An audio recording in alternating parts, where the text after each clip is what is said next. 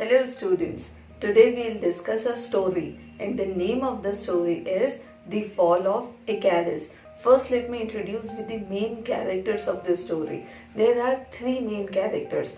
First is Daedalus, second is Perdix and third is Icarus. Daedalus and Icarus are father and son. Aegeus was son of Daedalus and Perdix was his nephew, and moreover he was a student. He used to learn things from Daedalus. Daedalus was such an extraordinarily talented person. He used to make beautiful things.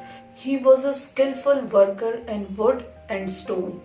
Daedalus, Icarus and Perdix, they used to live in Athens. The young king of Athens, known as King Aegeus. So Daedalus made a huge stone palace for him.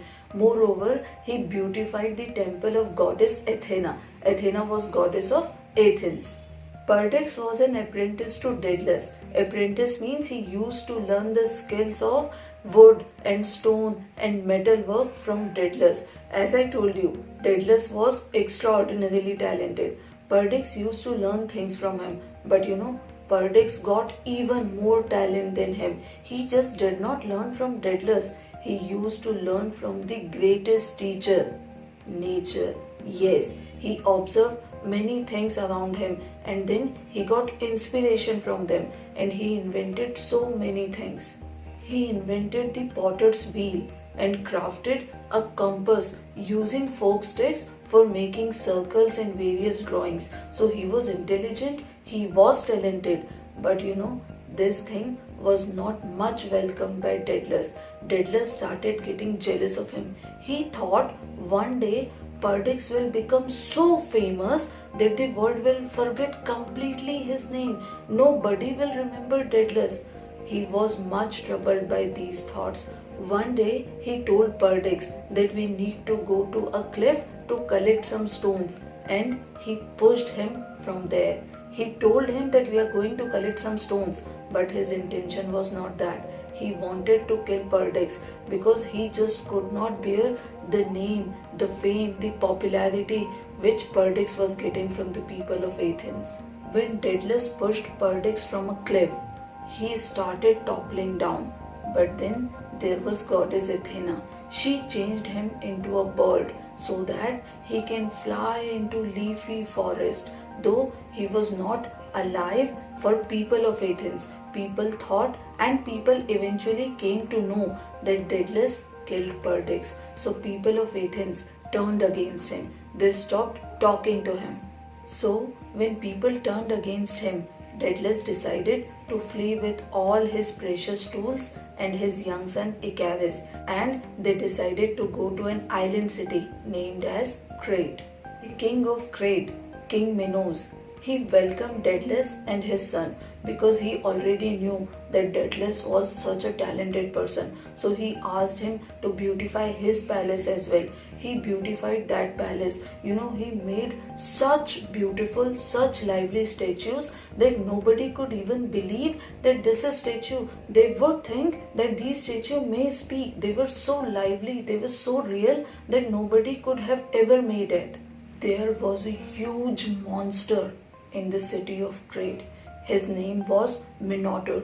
He was so deadly that he used to come down to a hill and used to kill people without mercy. Monster's face and head was of a wild bull and the whole body was of a man. This monster terrified the people of Crete. He used to roar for its kill. He used to kill people without mercy.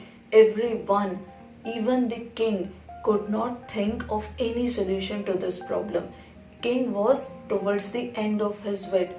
He approached Daedalus. Daedalus made a maze to capture this monster.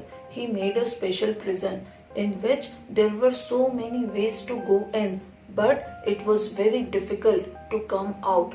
Once somebody gets in, he'll forget his way to come out again because it was so confusingly, so intricately made that it was very, very difficult to come out of it. This monster, Minotaur, he was lured to come into that prison.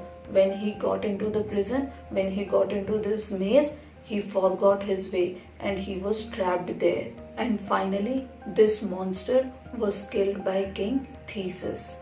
Though Theseus killed the monster, credit went to Daedalus because he was the one who designed that confusing prison and monster was killed. After a while, King Minos stopped liking Daedalus. Daedalus fell out of favor. First, King welcomed him because he wanted to trap this monster. He knew that Daedalus is a person who can help him to kill the monster. But after the killing of monster, King stopped liking him.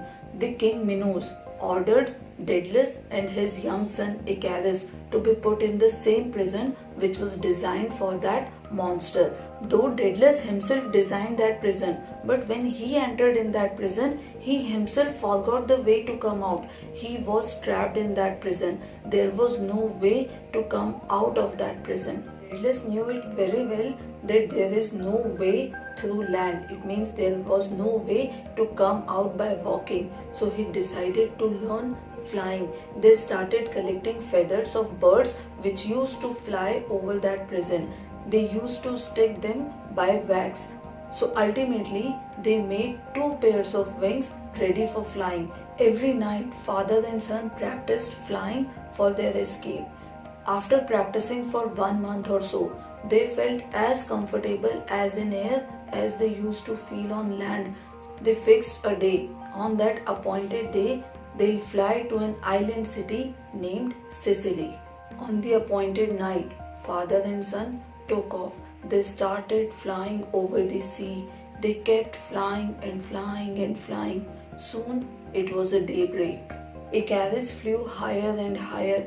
He was overexcited. He wanted to go too close to the sun. He wanted to have a glimpse of resplendent horse of God's sun. But because of heat, his wax started melting. And after that, his wings got detached and he started falling towards the sea. When he realized that he is falling or he has lost his control, he called out for his father. He shouted, "Help! Help!" But his father was actually too far. It was late for Daedalus to help his son. The moment he turned back, he saw Icarus was falling down deep into the sea. For a moment, to his old bleary eyes, he remembered Perdix, the same way he was falling from a cliff. The only difference was Perdix was pushed by Daedalus and he was falling off a cliff. But here, his own son, Aegeus, was falling into an unpitying sea. With this story ends. You may learn so many things from this story. Let me tell you few. First, you should not be overconfident. Second, we should always listen to our parents and elders. And third, if we know that somebody is more talented than us, we should not be jealous. In fact, we should try to learn things from him or her.